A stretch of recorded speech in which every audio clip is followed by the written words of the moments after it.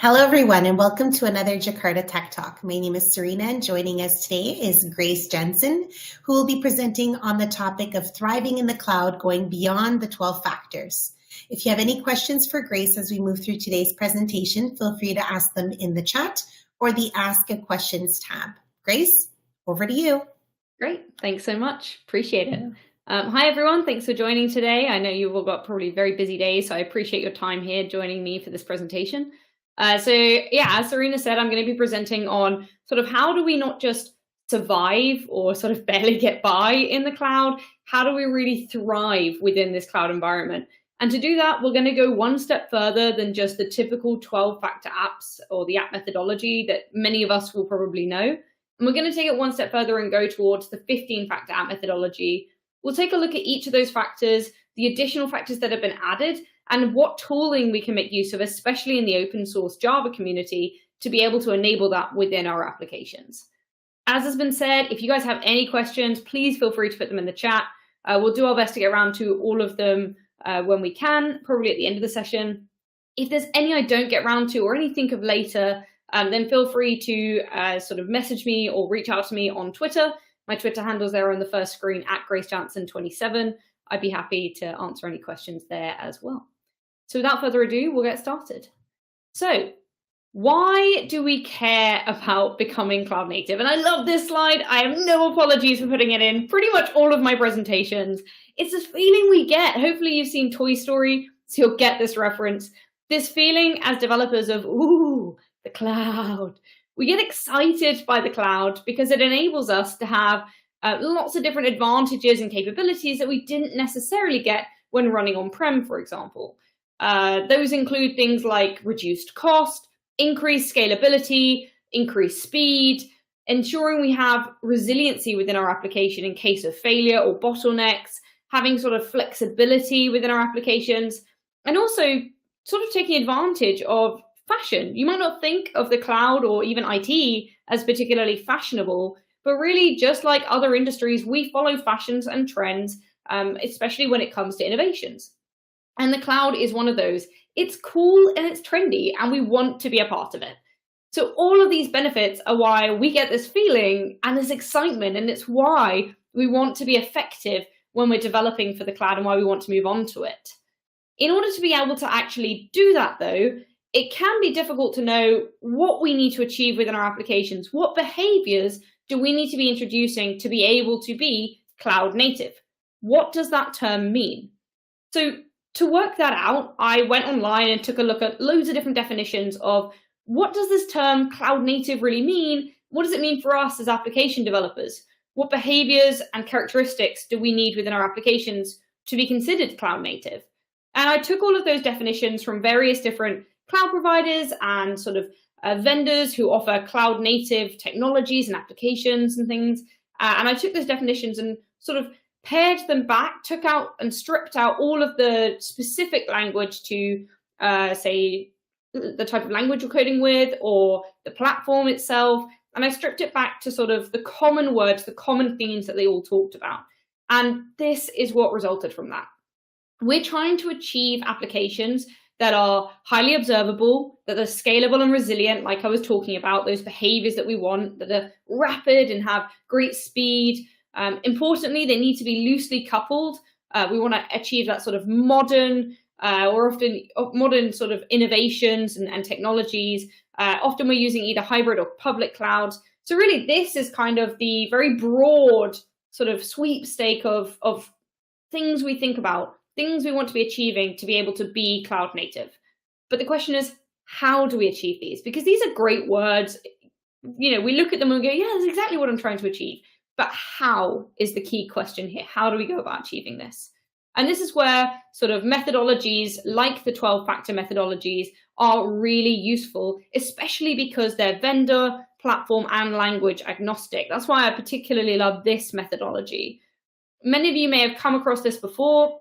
Originally, it was defined by the developers over at Heroku, and it's really all about, as the name suggests, it lays out 12 factors of how to achieve effective cloud-native app development. You can visit the website if you've not already seen it. It's 12factor.net, and it goes through each of these factors in detail, but we'll be taking a look at some of these in our presentation anyway, but just as reference. So the original 12 factors looked a little bit like this.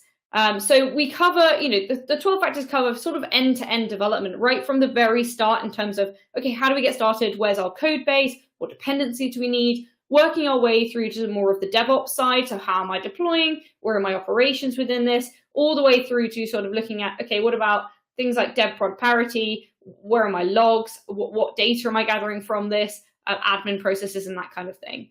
So it really was designed to go from end to end and serve as sort of that underlying foundation, that introduction to the discipline of building and deploying applications built specifically for the cloud and preparing dev teams to be able to do this.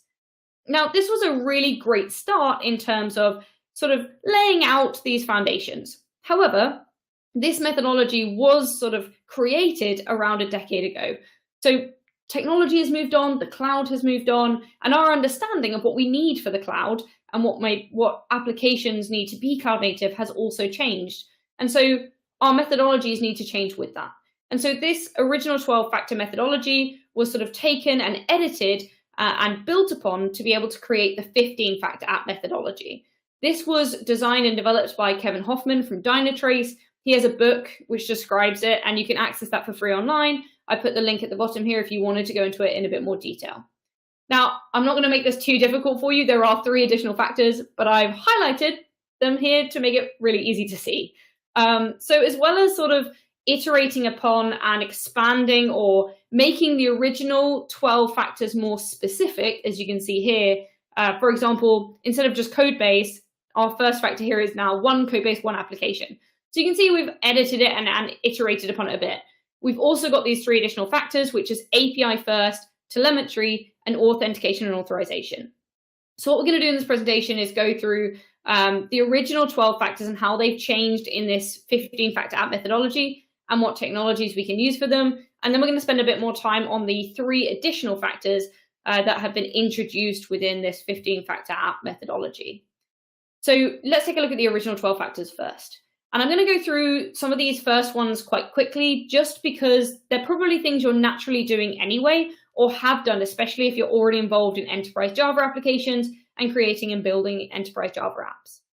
So the first one is one code base, one application. As I mentioned, the original was just code base. So what we're really doing here is we're trying to be really specific in terms of, okay, what do we mean by code base? Because you can have multiple code bases and you could have you could store them in different places, and we weren't being very specific or very helpful with that title.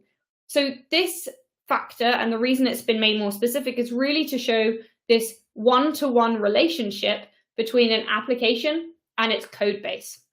So cloud native applications should consist of a single code base that's then tracked with revision control systems. And this is essentially sort of, even if you have sort of a code base, it's a source code repository or a set of repositories that really share a common root and can be used to produce any number of immutable releases. So we have a one-to-one relationship between the app and the code base, but a one-to-many relationship between our code base and our various different deployments, whether that's production, staging, QA, DevSecOps, whatever it might be. The reason that this is important in cloud native development is to enable proper versioning, firstly, to also support sort of collaboration between development and various other teams, whether you've got sort of teams like support teams or teams that enable you to publish, for example, to production. It also helps to enable much faster time to market. So how do we achieve this? Again, this is why I'm going through this one quickly. You're probably already using one of these technologies. So for example, Git repositories is really a great way to be able to achieve this. Whether you're using GitHub, GitHub Enterprise, or GitLab, there are alternatives like Bitbucket, or if you're going on cloud-specific providers, so things like Google Cloud Source Repositories, AWS Code Commit. So there's lots of different ways in which we can use Git repositories, lots of different versions. This is a great way to ensure this one-to-one relationship. The third one, because we're skipping that additional API management, we'll go back onto that. So the third one, or the second factor we're looking at, is dependency management. So dependency management, this is really about the fact that sort of in classic enterprise environments, we're very used to this concept of sort of having a mummy server. So this is a server that provides essentially everything our application needs, and it takes care of their every desire and every whim. From satisfying the application's dependencies to providing a server in which to host the app, it does everything for them. However, as we move from sort of more traditional enterprise environments onto the cloud, our apps have to essentially mature and grow up. And as such, sort of our applications can't be relying upon the environment to take care of these needs. We have to instead have the app bring their dependencies with them, for example. Migrating to the cloud and maturing your development practices means you have to wean your organization off the need for mummy servers. So that's kind of what this factor is all about, sort of explicitly declaring and isolating application dependencies using things like declaration manifest, for example, it can be stored within the code base, or using things like dependency isolation tools during application execution. Why is this important? Well, this helps to provide consistency between your various different environments, which links into another factor that we have in this methodology. It also helps to simplify setup for developers who might be new to the application, and helps to support portability between cloud platforms, because no matter where you're going, you're not assuming that you're going to have these things provided for you. You're bringing them with you. You've matured in that sense. So you have greater flexibility and portability, key behaviors to this definition of cloud native.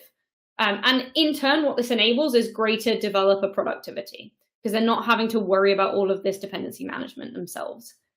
So how do we do this? Well, the first thing is, you have to explicitly declare and isolate your dependencies. Instead of packaging to things like third-party libraries inside your microservice, specify your dependencies in something like a Maven or a Gradle file. So whether you're using Maven.xml or Gradle's settings.gradle files, these can enable you to be able to freely move up or down to various versions of a dependency and have a very clear manifest in which all of your dependencies are declared. So that can be a really useful tool to use. Many of you are probably already using them. Definitely recommend checking it out if you haven't already. The fourth one is design, build, release, run. Now, when you compare that to the original 12-factor application manifesto, what we're missing here and what we've added is this design phase. So we've added in this design step into this process. This is about taking a single code base through the build process to produce a compiled artifact. This artifact is then merged with configuration that's external to the application to produce an immutable release. So the reason that this design phase was really added in is because we're no longer doing sort of waterfall development where we do all of the design at the beginning and then just go all the way through for months at a time with our development to produce the end result. We're working in a much more agile manner, and so we have to realize that as we go through development, things may change, requirements might change, so we need to be aware that our design might change alongside that. So it's all about sort of designing small features that can be released often and have sort of a high-level design that's then used to inform everything we do, but also knowing that design might change, and small amounts of the design are then part of every iteration rather than being done completely and entirely up front. So it's important that we build this into our sort of process when it comes to creating our applications. The point of this factor is really to understand that although this is all part of one process overall, this is there should be sort of strict separation between the various different stages of this process, between design, build, release, and run. The reason that this is important to note and to add into our manifesto is, and into our sort of like methodology, is to prevent changes to the code and or configuration at runtime, which in turn then lowers the number of unexpected failures.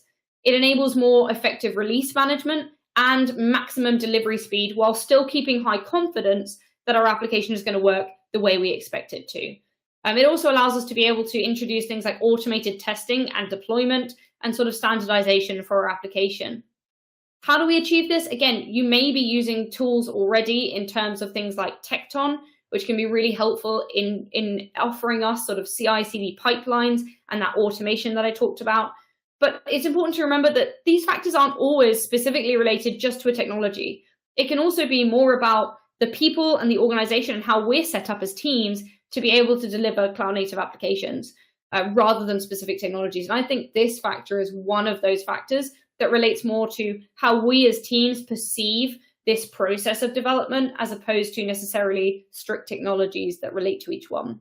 So Tekton, really helpful in terms of automating that CI/CD pipeline and helping us go through this process, but it's important for us to consider these as strict and separate stages. The next one we have is configuration, credentials, and code. The difference between this one is that in the original factor, we just had configuration. We're now making an explicit call to credentials and code. So we're trying to be more explicit in this factor.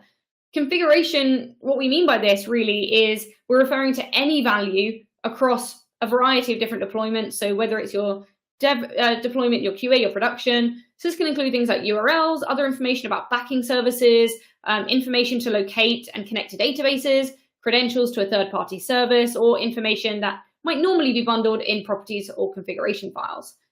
So the point of this in terms of within our 12-factor cloud-native methodology is that, again, it's about this strict separation. We should be strictly separating credentials from code. If you've got any credentials within your code, you're going to have a massive security vulnerability, and that is exactly what we're trying to avoid.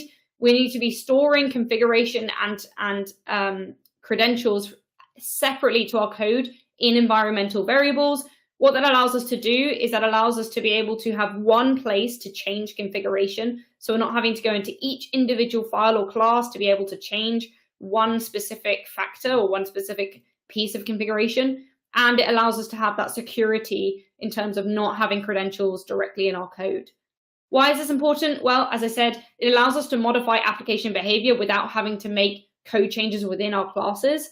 It simplifies our deployment to multiple environments or different platforms, for example, and it reduces our risk in terms of security and vulnerabilities.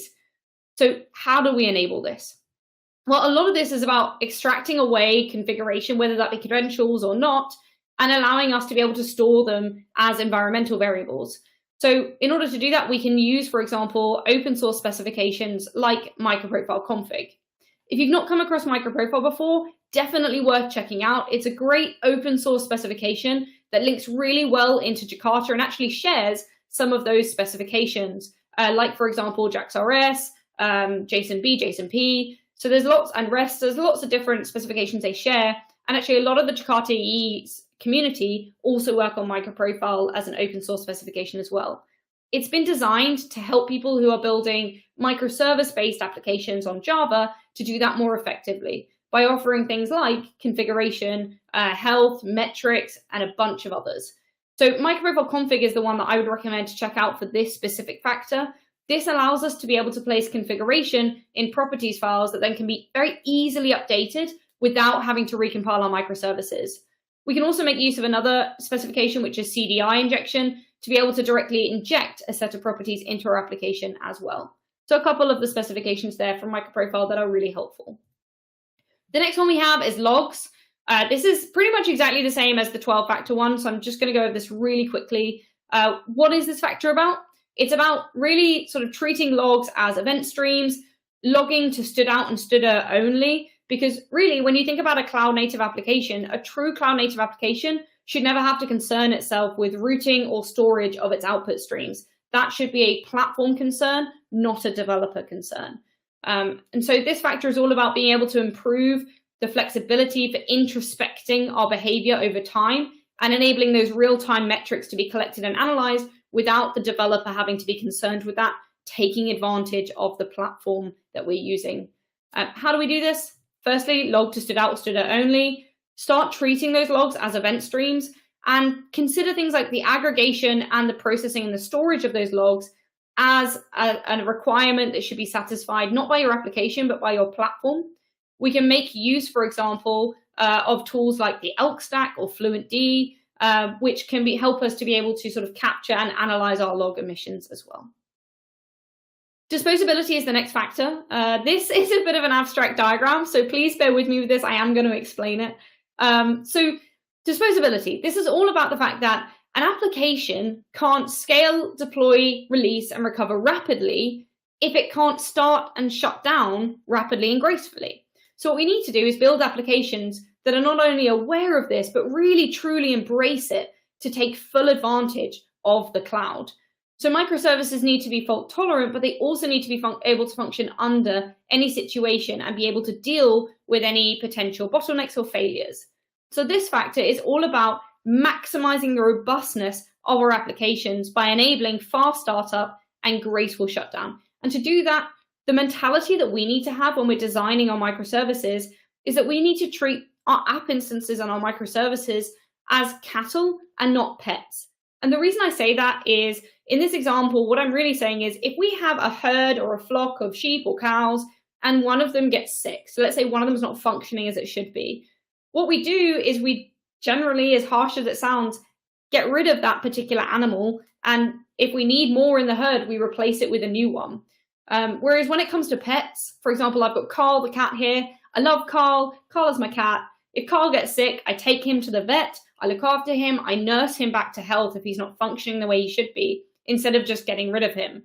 So really what we need to do within our applications is not treat them like Carl the cat, because what we're going to end up doing is having reduced functionality and responsiveness of our applications for our end users, which is going to cause frustration and annoyances at the fact that they can't access our app or use it. What we really want is more of the cattle approach, where if one of our microservices goes down, we just replace it with another one by enabling that sort of rapid startup and graceful shutdown. So treat them more as cows and less as cats. This factor is really enabling our increased resiliency to potential unexpected and sudden shutdowns, bottlenecks, or failures. Why is this important? This really enables us to facilitate fast and elastic scaling, rapid deployment if we have things like new code or configuration changes, and it provides that robustness that we need, that we saw in that original word map right at the beginning of this presentation. It also enables us to be able to have things like auto scaling within our application as well to help deal with load. How do we go about achieving this? Well, we need to minimize work on startup, so don't depend on things like shutdown hooks. We need to maximize robustness with very fast startup and automatic scaling. And to do that, we can use things like microprofile fault tolerance and fallback behaviors. So this can allow us to be able to sort of code in what behavior we want if something were to go wrong within our application, so that we know a very clear path of what's going to happen and what we expect our application to do in regards to this. So that's one specification you can use, again, from the microprofile specification. The next one is backing services. So backing service, in this case, what I mean is sort of any service on which our application relies for its functionality. It's a really broad definition with a wide scope that is very intentional. It's kind of a catch-all. It can include things like, for example, like databases or event streaming, or like anything that you're using for sort of to perform line of business functionality or security. So what do we mean by backing services, and why is it in our methodology? Well, this is all about, what we want to remember here is we need to be treating any backing services that we're using as bounded or attached resources. There should theoretically be no distinction between a local or a third-party service. We should be attaching all of our resources via URLs that are stored in an app's configuration. Why is this important for cloud-native apps? Well, what this allows us to do is to be able to provide loose coupling between our service and our deployment, which is one of those key characteristics of cloud-native applications, not having that tight coupling, so that if one fails, another one will fail, and we have a bottleneck or a potential unresponsive application. We're trying to avoid that. So it also means that no code changes are required if we need to update our backing service. Let's say our backing service changes, or we need to sort of replace it with something completely different. It also allows operators to be able to automatically swap out services as and when they see fit as well, to automate that process. It really, in total, is really what we're trying to aim here is to enable resiliency and agility, being able to attach and detach bounded resources at will whenever we want to. How do we achieve this? So the first thing is that mentality. Again, this is this people thing, this team thing. Treat our backing services as attached or bounded resources. Treat them the same as if you were a third-party service. Microprofile configuration can help with this in terms of having that separation between code and config, and having somewhere external to your code base, for example, or external to your classes, where we can store that information about sort of the URLs of where we can find and attach our resources. The next one is environmental parity. So the difference between this and the original 12 factors is that in this term, instead of making this more specific, we've actually broadened this factor, because we recognize that in the original 12 factor, we only specified dev prod parity. That implies that we only have development and production environments, when what we really know is that often we have far more deployments than this, like QA, DevSecOps, whatever it might be, staging, for example, and we want all of these environments to have parity. And what we mean by parity is really to make sure that they're as similar as possible. And that's to avoid potential issues that might come in that could potentially creep in that we don't spot in development or staging, but crop up in production because we're not using the same underlying backing services or the same systems. So we want this to be as similar as possible, which is why we want this parity. And to be able to do this, we really need to apply sort of a great deal of discipline and rigor to our environmental parity to keep your team and your entire organization to make sure that we have confidence that the application will work wherever it's deployed, no matter its environment. This factor allows us to reduce the risk of unexpected errors and to support our sort of continuous deployment pipeline and enables greater resiliency. How do we enable this? We need to ensure we're using the same backing services for all of our deployments and ensure that we have a solid continuous integration pipeline all the way through.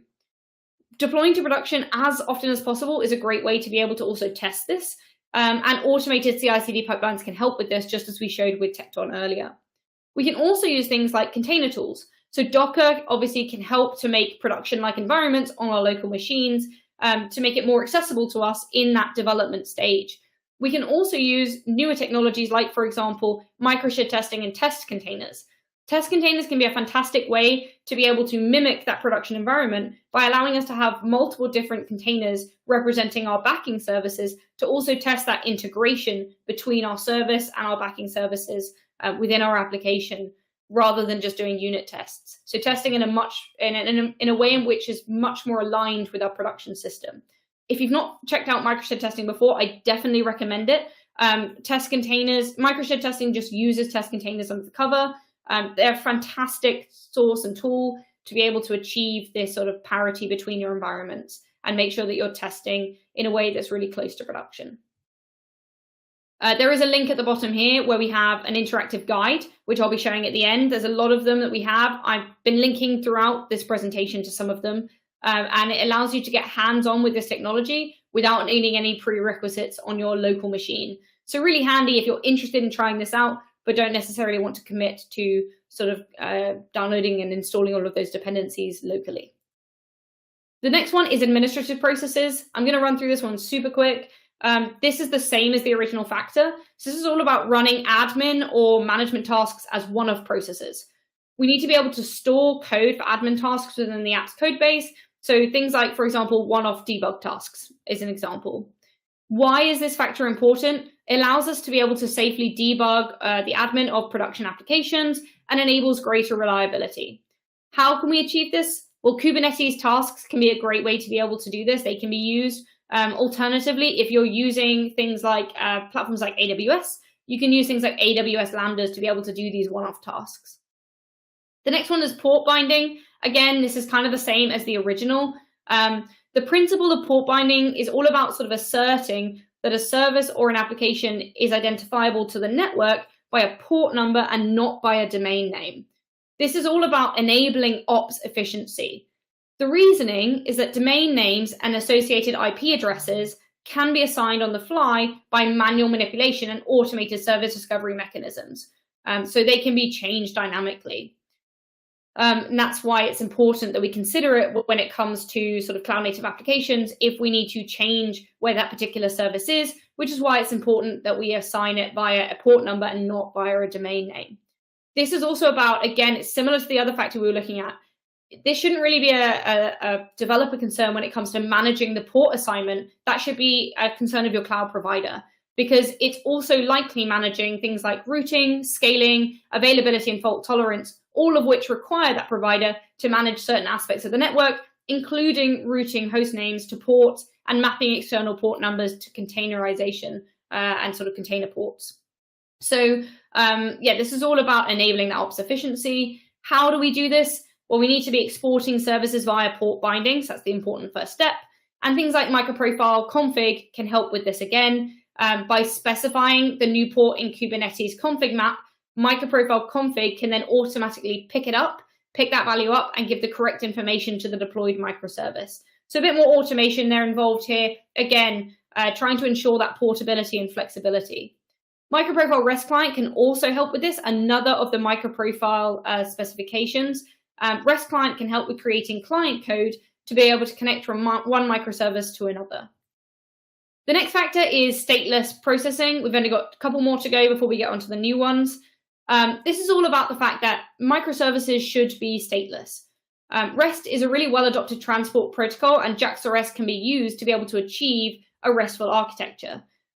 This and sort of systems that follow the REST paradigms are in nature stateless. So in this way, the underlying infrastructure can then destroy or create new microservices without having to lose any information that might be sort of traditionally stored within that microservice. So what is this factor all about? Well, executing an app as one or more stateless processes, ensuring that all of our stateful data is stored in some sort of backing service.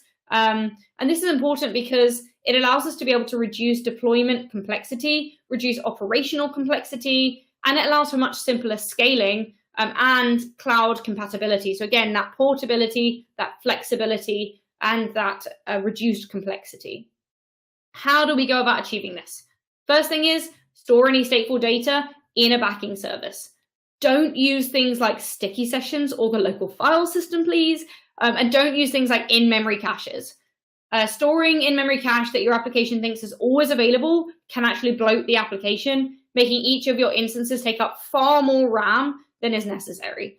So really what we should be doing is using things like third-party caching services. That can include things like Gemfire, Geode is the open source version of that, Jcache, Redis, all of them are designed to act as a backing service cache for your application. So allowing us to remain sort of in that stateless state, I guess. So that's what this factor is all about. And leading on from that, factor 13 kind of relates to this, concurrency. This is the same as factor 8 in the original 12 factors. This is about advising us that cloud native applications should be able to scale out using the process model. There was a time originally when if our application reached the limit of its capacity, the solution was just to increase its size. So if an application could only handle some number of requests per minute, the preferred solution was just to make the application bigger. So we were creating huge, monstrous applications where we were adding CPUs, RAM, and other resources to a single monolithic application. Essentially, we were doing vertical scaling. This type of behavior is typically frowned upon nowadays in our sort of cloud native environment. A much more modern approach, one that's ideal for sort of the elastic and scalability that the cloud supports, is to scale out or to scale horizontally instead of vertically. So rather than making a single big process even bigger, you create multiple processes and then distribute the load of your application among those processes. So this allows us to be able to scale up microservices up and down depending on the workload. So how do we achieve this? Well, we need to scale out via the process model and treat our processes and sort of split our app into separate runnable processes to allow for that easy horizontal scaling and also allow us to be able to auto scale as well. To be able to achieve this, we can use things like Kubernetes Autoscaler, which is a tool that can enable us to have this sort of independent scaling and auto scaling. So that was the last of the original factors. Now I'm going to deep dive into the additional 3 factors that have been added to this methodology. The first of those is API first. So what do I actually mean by API first? Again, it's important to remember that some of these factors don't necessarily map to a specific physical requirement imposed by the cloud, but more to the habits of people and teams and organizations that are building cloud native apps. So what is this factor all about? Why has it been added? This factor is all about giving the teams the ability to be able to work against each other's public contracts without having to interfere with internal development processes. When we're designing applications, what we're usually designing is a microservice, and that microservice has to interact with a whole other network of microservices. And the way that they interact is usually through APIs. So it's all about having this sort of mentality, I guess, of having API as the first thing you think of in terms of what am I producing? How are people going to be interacting with the code or the functionality I'm producing? It's about the fact that what you're building is really an API that's going to be consumed by the client, either applications or services. The reason that this was added to the original 12 factors is to help avoid integration failures and to formally recognize API as a first-class artifact in that development process, because it is. Because if you can't effectively interact with other microservices within your network or system, then you're not going to be able to create an effective application that's designed for the cloud, especially when we're deploying these in a distributed fashion. It also allows for greater collaboration with stakeholders. So by allowing us to be able to think about APIs first when it comes to that, when we think back to design sort of process, having that design at the start allows us to be able to sort of show and design what our stakeholders need from each API or service, create greater documentation, and have the ability to be able to mock up that API first, to be able to vet or test the direction and our plans before we start investing too much time into supporting a given API that might not even be what our stakeholders need or want. It also allows us to have greater flexibility in terms of sort of changing that design right at the very start before we put in those resources. How do we enable this? The first thing is that mentality change. We need to make sure that we're being aware that we're participants in a great ecosystem of different services and components, and we need to be aware of that by sharing a public contract for others to be able to interact with without having to deep dive into our code. We can utilize tools for this, like, for example, OpenAPI or API Blueprint. These are both open source specifications. And actually, we can utilize tools that build upon these specifications. So MicroProfile OpenAPI builds upon the OpenAPI initiative and is a tool that you can make use of, and a specification you can make use of in your Java applications to enable you to be able to sort of promote and use this vendor-neutral description format. Originally, the OpenAPI specification was actually based on the Swagger specification, but this was donated to open source. So if you're already familiar with Swagger, you'll be familiar with the OpenAPI format. And this really allows that vendor neutrality, that open communication of how to utilize and interact with your particular service.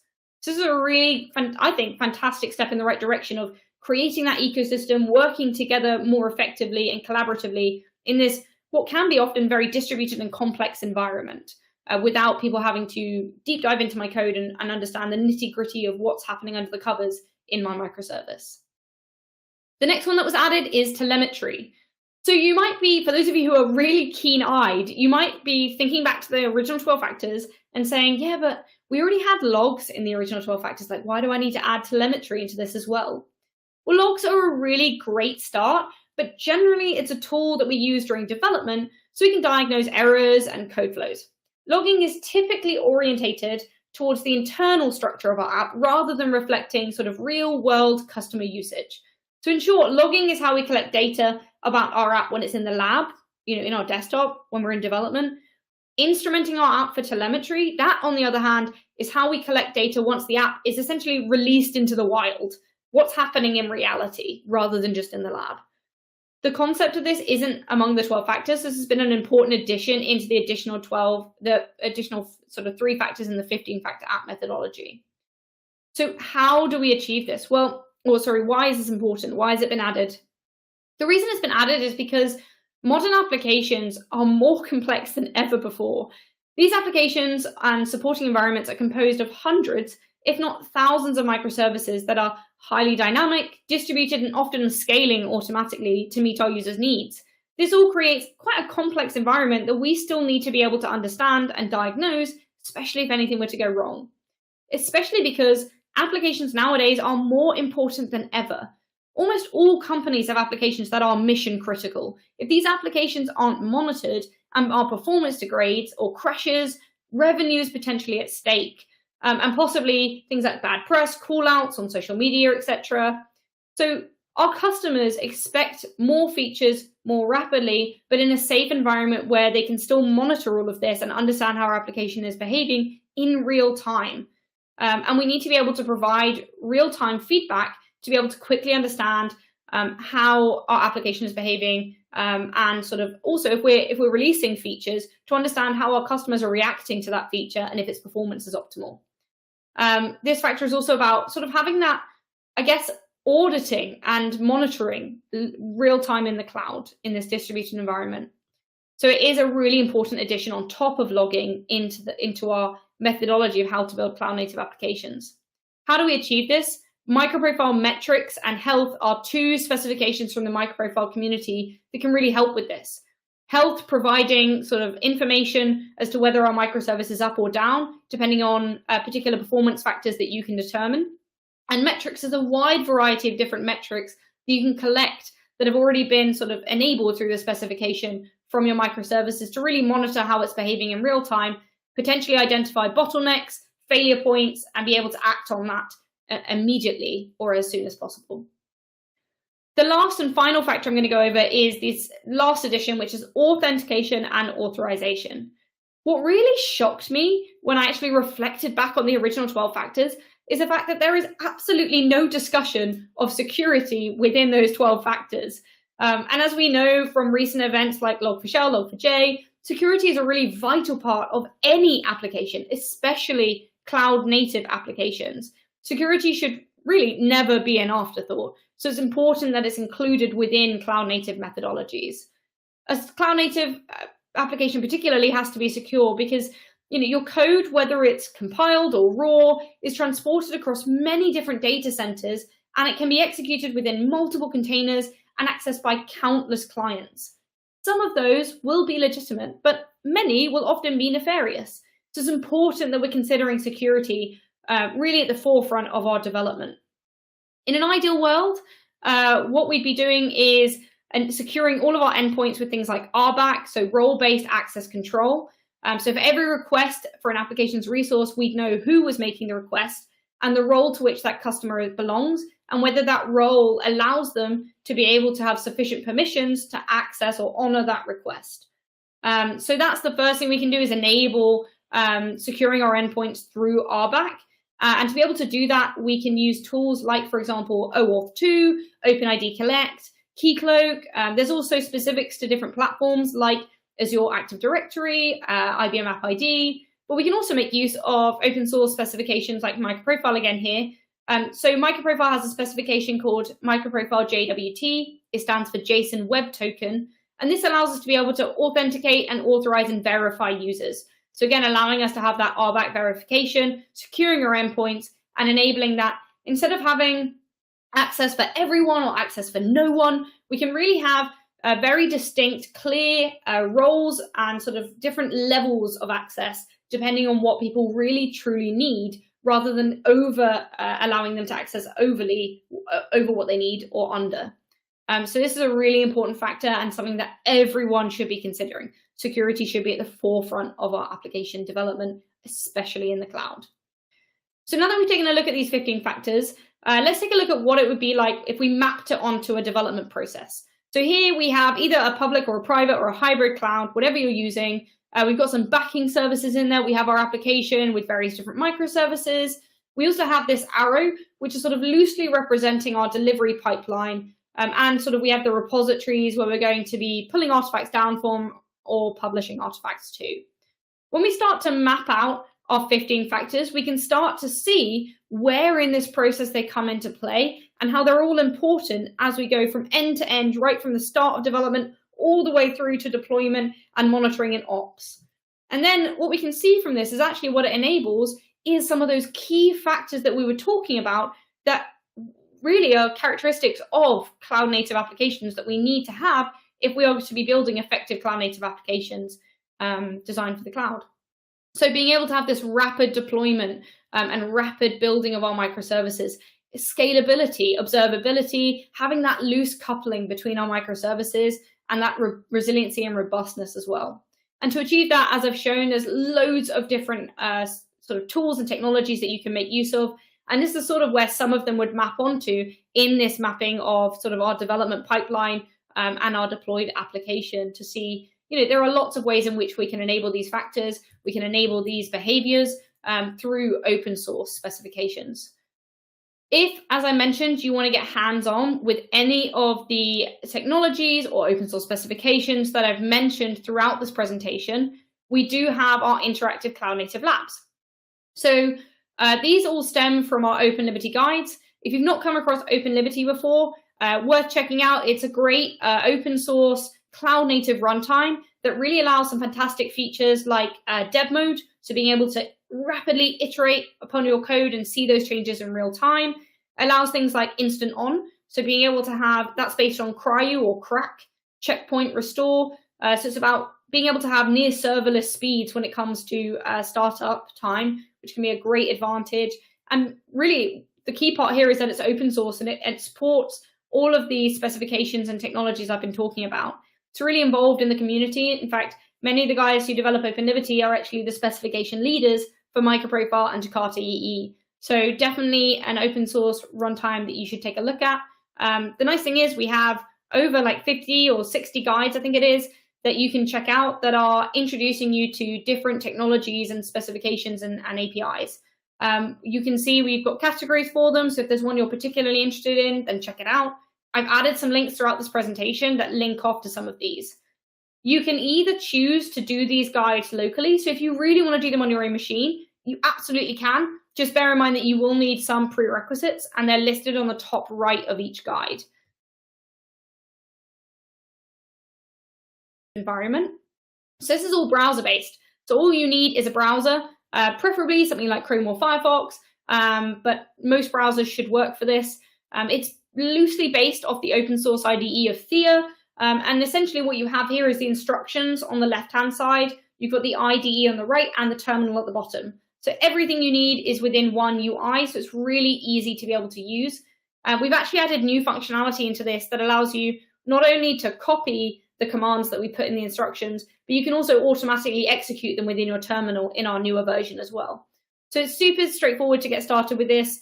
You do need to log in. That's sadly because we did have it originally open, and then we had Bitcoin miners come along and ruin that for everyone. So now you do need to sign in, but you can sign in with a wide variety of social logins, like for example, LinkedIn, Google, or you can just create an account with an email address if you'd like to. So definitely worth checking out. These can take like 20 minutes-ish, 15 to 20 minutes for each lab. So really not a huge amount of time, and it can allow you to be able to get really quickly hands-on with these technologies and discover whether it's right for your application in a safe environment that's easy to use. So yeah, I would recommend taking a look. We're very proud of this environment. So if you do use it and you love it, please let us know because we'd love to have your feedback on it. Same for any of the guides as well. The link is at the top here. So to summarize, hopefully what I've shown you throughout this presentation is that the 12-factor applications were a great start, but to really thrive in our cloud environments, we need to be looking beyond those 12 factors to methodologies like the 15 factors, or maybe even further in the future. And unfortunately, guys, there's no excuses. There are so many open source tools and technologies that are available to help, and communities backing them that have lots of different FAQs, answers, and communities to help you use them. So an action that I'd like you guys to take away from this presentation is evaluate your own applications against these 15 factors and consider what you could do to enable any of them that you don't already to truly thrive within that cloud environment and become truly cloud native. Just in case I haven't given you enough resources throughout this presentation, I've got a couple of slides here that I've categorized into different sections based on the factors that you can go and check out if you want additional information about any of this. So general resources, one's on design, build, release, run, logging, stateless, concurrency, security, and also we've got the OpenLiberty tools, which are our tools that allow us to be able to offer really easy IDE use when you're using OpenLiberty for your application. It's available on Visual Studio Code, IntelliJ, and on Eclipse as well. Again, all open source, and we're always looking for feedback. So if you do use them, feel free to let us know. We also have social media. I run the social media, so would love to say hi to you all. So if you do want to find out more news, when we produce new guides, for example, or new demos, code demos and repositories, then feel free to follow us on either LinkedIn or Twitter or both. We'd love to connect with you guys there. So with that, I'm going to say thank you so much for spending the time to be here with me and joining me for this presentation. And now I think we have a few minutes for questions. Thank you for that excellent presentation, Grace. So just a reminder in the audience, if you have any questions, to put them in the Ask a Questions tab or in the chat. We're happy to address them. So I'll give you a few moments to do that before I wrap up. we're also looking for some more Jakarta Tech Talks. So if you have something great to share with us, please, I will provide you a link in the chat as well. So kindly click on the link and fill out the form, and we'd love to have you. So let's have a quick little. I'll also share the slides.